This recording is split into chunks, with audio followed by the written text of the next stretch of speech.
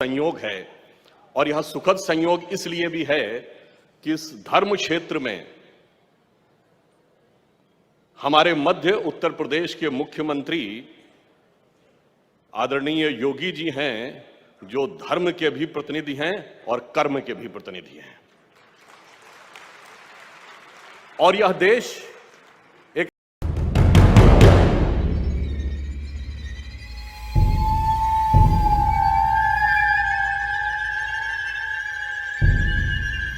ऐसा देश है जो धर्म से अनुप्राणित होता है। इसीलिए बात मैं कई बार कहा हूं और जिम्मेदारी से कहता हूं, यह देश कभी धर्मनिरपेक्ष नहीं हो सकता, क्योंकि इस देश के सर्वोच्च न्यायालय के एम्बलम पे लिखा है यतो धर्मस् ततो जयः। तो यह धर्म प्राण देश है। तो धर्म प्राण देश में, देश के सबसे बड़े सूबे में यदि सेवा करने के लिए, सर्वोच्च पद से कर्म करने के लिए धर्म प्राण शासक हो, तो निश्चित रूप से धर्म के पथ पर ले जाने का योग अच्छा बनता है। और यह योग ऐसे ही नहीं बनता है। हम लोग सब बचपन में जब श्री राम जन्मभूमि का विषय की बात आती थी और हाल के वर्षों में तमाम टीवी डिबेट होती थी, तो लोग कहते थे भाई आप लोग नारा लगाते थे रामलला हम आएंगे, मंदिर वहीं बनाएंगे, तारीख नहीं बताएंगे। वास्तविकता यह थी कि श्री राम जन्मभूमि का मंदिर कोई इमारत नहीं थी और उसकी तिथि कोई तारीख नहीं थी। ये भारत के वैभव और स्वाभिमान की एक यात्रा थी जो उसी के साथ उठकर ऊपर जानी थी। और यह संयोग क्यों होता है? आप याद करिए, जब श्री रामलला विराजमान दिसंबर 1949 में यहां अयोध्या की भूमि पर प्रकट हुए थे, तो उनकी सर्वप्रथम पूजा किसने की थी? महंत दिग्विजयनाथ जी ने। 1980 के दशक में 85, 86, 87 में जब श्री राम जन्मभूमि आंदोलन प्रारंभ हुआ, तो उसकी सर्वप्रथम अध्यक्ष कौन थे? महंत अवैधनाथ जी। मुझे याद है, मैं बालक के रूप में आया था। अप्रैल 1987 में यहां पर एक रैली हुई थी जिसमें राम मंदिर के निर्माण के संकल्प के लिए ताला खुलने के बाद, और उसमें महंत अवैधनाथ जी ने ही वह गीत गवाया था जिसमें था ना, सौगंध राम की खाते हैं मंदिर वहीं बनाएंगे। उसमें पंक्ति थी कि जन जन के मन में राम रमे और प्राण प्राण में सीता है, हर हृदय की धड़कन रामायण, पग पग पर बनी पुनीता है, इसलिए नरनाहर श्री पुरुषोत्तम का हम मंदिर भव्य बनाएंगे। और जब मंदिर का शिलान्यास हुआ तो हमारे मुख्यमंत्री कौन थे? योगी आदित्यनाथ जी। अब मानिए तो महज संयोग है, और गहराई से देखिए तो दैव योग है। सूक्ष्म दृष्टि से देखिए तो मैं यह भी कहना चाहता हूं कि आज जब इस जगह पे हम एकत्र हैं और महर्षि जी का यह कार्यक्रम, अभी देखिए अजय प्रकाश जी ने क्या कहा, जय गुरुदेव। भारत की परंपरा क्या परंपरा कहलाती है? गुरु शिष्य परंपरा, पिता पुत्र परंपरा नहीं होती। इसीलिए जब हम पूजा करते हैं और हाथ में जल लेते हैं तो पंडित जी संकल्प दिलाने के क्या कहते हैं? पहले अपना नाम लीजिए, अगला वाक्य क्या होता है? ये नहीं होता अपने पिता या बाप का नाम लीजिए, अपने गोत्र का नाम लीजिए। यानी परंपरा क्या है? जो आपने आध्यात्मिक परंपरा से आ रहे हैं, दैहिक परंपरा का वह महत्व नहीं है। इसीलिए आपने देखा होगा कि भगवान राम के भक्त हनुमान जी के मंदिर यत्र तत्र देखे होंगे, पर उनके पुत्र लवकुश के मंदिर दिखाई नहीं पड़ते, क्योंकि हमारे यहां आध्यात्मिक परंपरा यानी स्पिरिचुअल सक्सेशन का महत्व है। हमारे यहां बायोलॉजिकल सक्सेशन का महत्व उतना नहीं है। और जब हनुमान जी की चर्चा आती है तो याद आता है सबसे पहले इस धरती पे खड़े होके, हनुमान तेहि परसा करि पुनि कीन्ह प्रणाम, और राम काज कीने बिनु मोहि कहां विश्राम। और राम काज के लिए कौन तत्पर है, ये आज सबको नजर आ रहा है, परंतु कुछ लोगों को उसमें निशाचर भी नजर आता है। पर वो क्यों नजर आता है, ये भी मैं बताना चाहता हूं। हनुमान जी बहुत विनम्र हैं, अतुलित बलशाली थे, मगर अपनी शक्ति भूल गए थे। आप लोगों को वो प्रसंग ध्यान होगा जब हनुमान जी जाते हैं सीता माता के पास और कहते हैं कि बस 1 माह के अंदर हम लोग आएंगे भगवान राम के साथ वानर सेना लेकर और आपको छुड़ा कर ले जाएंगे। तो सीता जी क्या कहती हैं सुत कपि सब तुम ही समाना, जातु धान अति भट बलवाना। भाई बानर तो तुम्हारे जैसे हैं और ये राक्षस तो बहुत शक्तिशाली हैं। तो आगे वो कहती हैं मोरे हृदय परम संदेहा, इसलिए मेरे मन में संदेह है। और जैसे ही वो कहती हैं मोरे हृदय परम संदेहा, तो हनुमान जी क्या करते हैं, सुनी कपि प्रकट कीन निज देहा। और देह क्या थी, कनक भूधरा कार शरीरा समर भयंकर अति बलवीरा। बस यही अंतर है हनुमान जी का वह विराट तेजस्वी स्वरूप, जो समाज में चेतना, एक विराट तेजस्वी चेतना, प्रखर चेतना उभर कर सामने आ रही है। कुछ लोग नहीं चाहते कि वो चेतना सामने आए, क्योंकि हनुमान जी के समान जो समाज अपनी चेतना की शक्ति भूला हुआ था, विस्मृत थी, वो क्रमशः याद आती जा रही है।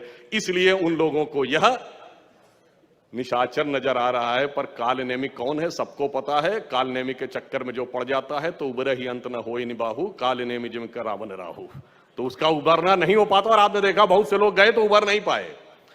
अब मैं ये कहना चाहूंगा कि महर्षि महेश योगी जी की एक पुस्तक, जिसको कि आपने प्रेजेंटेशन में भी देखा होगा, उनकी स्वयं की लिखी हुई पुस्तक है science of being and art of living, यानी अस्तित्व का विज्ञान और जीने की कला। बस मैं कहना चाहूंगा कि जिसको हम अपनी धर्म या संस्कृति कहते हैं, उसमें ये दोनों स्वरूप निहित हैं, अस्तित्व का विज्ञान या साइंस ऑफ बीइंग भी है और आर्ट ऑफ लिविंग भी है। साइंस ऑफ बीइंग क्या है, आप याद करिए, एक ही समय में भगवान दो अलग अलग रूपों में दो प्रकार के रूप दिखाते हैं। जब भगवान कृष्ण बाल कृष्ण के रूप में थे और उन्होंने मुंह खोला था, तो माता यशोदा को पूरा ब्रह्मांड दिख गया था ना। उसमें किस बालक के मुंह में दिखा था, वो मोहक बाल कृष्ण, जिनके लिए कवि रसखान सैयद इब्राहिम रसखान ने लिखा है, जाहि अनादि अनंत अखंड अछेद अभेद सुवेद बतावें, और ताही अहीर की छोहरियां छचिया वर छाछ पे नाच नचावें। मगर वही कृष्ण जब न्याय के लिए खड़े हुए और पांडवों के पास गए और उन्होंने कहा दुर्योधन की सभा में कि देना है तो आधा राज्य देना चाहिए, न्याय तो ये कहता है, परंतु यदि देना हो तो 5 गांव दे दो, हम संतोष कर लेंगे। परंतु दुर्योधन ने कहा सुई की नोक के बराबर भी नहीं देंगे। जब अन्याय की यह पराकाष्ठा हो जाती है, तब दोबारा ब्रह्मांड दिखाया था भगवान कृष्ण ने विकराल रूप में। तब उन्होंने दुर्योधन से कहा, दृग हो तो दृश्य अकांड देख, मुझ में सारा ब्रह्मांड देख, नभ में ये कुंतल जाल देख, पग के नीचे पाताल देख, गत और अनागत काल देख, मेरा स्वरूप विकराल देख। तो दोनों स्वरूप दिखते हैं, मोहक भी और ओजस्वी भी। इसीलिए कई कई बार कुछ लोग ऐसे हैं जिनको हिंदू धर्म और हिंदुत्व में अंतर नहीं समझ में आता। तो भगवान कृष्ण का एक स्वरूप धर्म भी है, वही दूसरा स्वरूप एक्टिविटी भी है, वो एक साइंस ऑफ बीइंग है, या आर्ट ऑफ लिविंग है।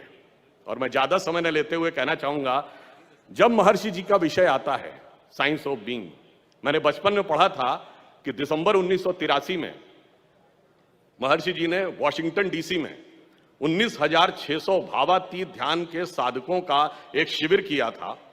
और यह संख्या इस आधार पे थी कि उस समय विश्व की जनसंख्या के स्क्वायर रूट का 0.1% था। और उनका यह कहना था कि यदि साधक ध्यान लगा के बैठते हैं तो वातावरण सकारात्मक रहता है। और उस एक महीने और उसके बाद के एक महीने में वॉशिंगटन डीसी से लेकर न्यूयॉर्क स्टॉक एक्सचेंज तक की स्टेबिलिटी सबसे अच्छी रही। और अमेरिका में जब से उनकी डॉक्यूमेंटेड अवेलेबल थी हिस्ट्री, उसमें सबसे कम क्राइम उस 2 महीने में दर्ज हुआ।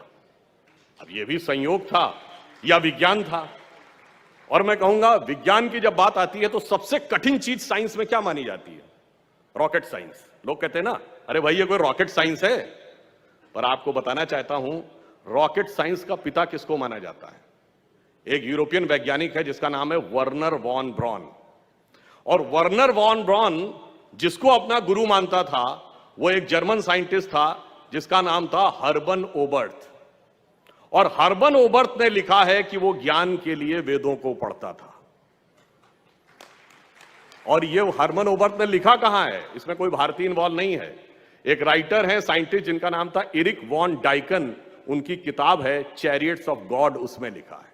अर्थात इसमें कोई भारतीय नहीं है, सब विदेशी हैं।